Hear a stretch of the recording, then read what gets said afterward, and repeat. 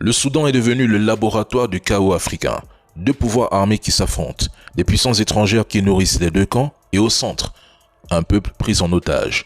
Depuis 3 ans, je le dis ici, ce qui se passe au Soudan n'est pas une guerre ou un conflit, c'est un prototype. Je répète, c'est un prototype. C'est un modèle de guerre qu'ils vont reproduire ailleurs sur le continent africain avec la même logique. La guerre pour les ressources, pour l'influence, pour le contrôle des routes stratégiques. Et même ça a déjà commencé. L'or, le pétrole, l'uranium, le lithium, le bétail, les trafics, les ports. Voilà les nouvelles frontières du pouvoir en Afrique. Là où vous voyez des réfugiés, des famines, des massacres, des morts au Soudan, moi je vois un virus géopolitique, une guerre test, un modèle exportable prêt à se répandre. Des indices concrets montrent qu'on prépare l'Afrique à une série de guerres intenses, diffuses, prolongées, des conflits à faible coût humain pour ceux qui les provoquent, mais à prix de sang pour ceux qui les subissent comme au Soudan.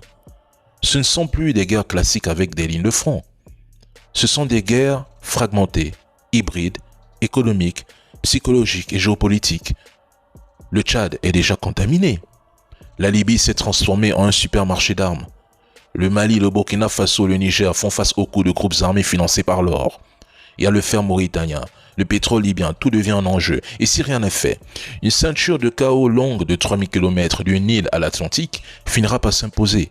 Il n'y aura plus d'État, plus de frontières, seulement des seigneurs de guerre, des famines et des génocides qui ne diront pas leur nom.